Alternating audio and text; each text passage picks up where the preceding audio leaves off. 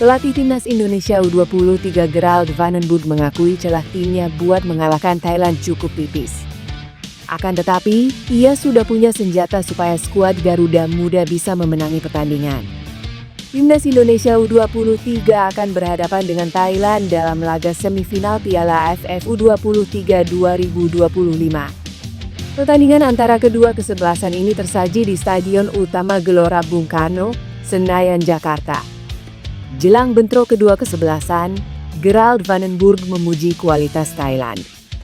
Dari mulai lini belakang sampai depan, sulit menemukan celah buat bisa memenangi pertandingan.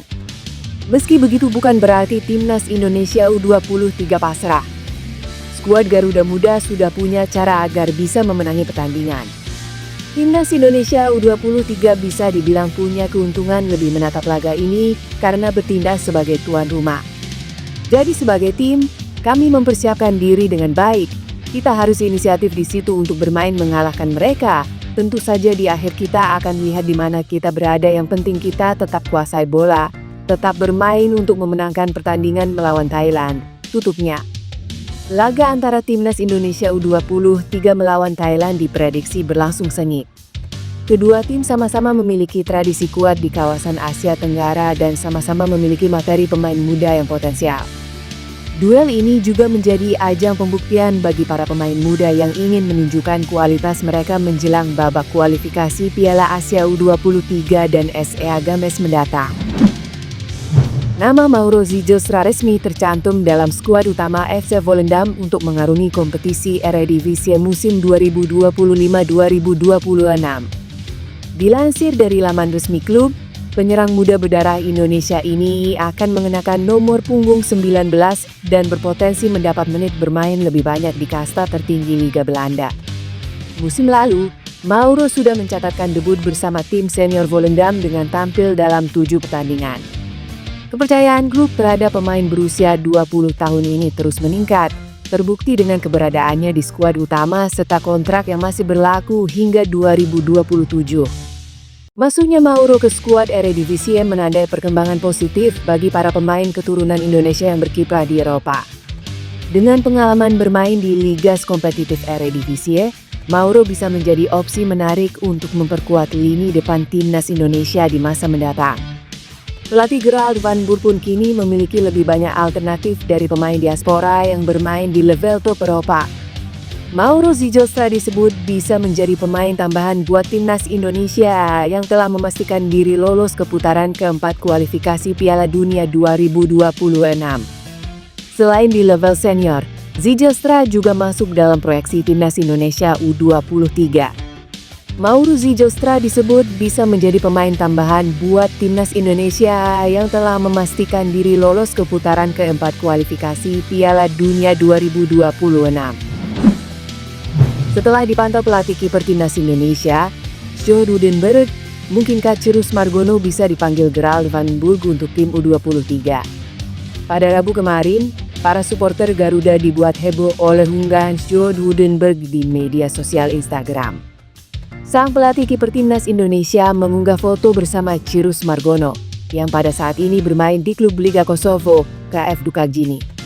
Ex-pelatih kiper Dewa United itu membeberkan bahwa dirinya hanya memantau para kiper yang tersedia, namun tidak menjamin apapun soal Cirus Margono. Margono merupakan kiper keturunan Amerika Serikat dan Indonesia. Pada Maret 2024, dia memutuskan disumpah sebagai warga negara Indonesia tanpa menjalani proses naturalisasi. Cirus tidak menjalani proses naturalisasi. Pemain berusia 22 tahun itu hanya diajukan menjadi WNI melalui jalur Sekretariat Negara dan Kementerian Hukum dan HAM. Namun, Shin Tae-yong mengabaikannya dan bahkan tidak membawanya ke Piala Asia U23 2024 yang digelar sebulan setelah Margono disumpah jadi WNI. Pada saat ini, Margono masih berusia 23 tahun. Apakah itu artinya dia masih bisa bermain untuk timnas Indonesia U23 yang punya banyak agenda tahun ini?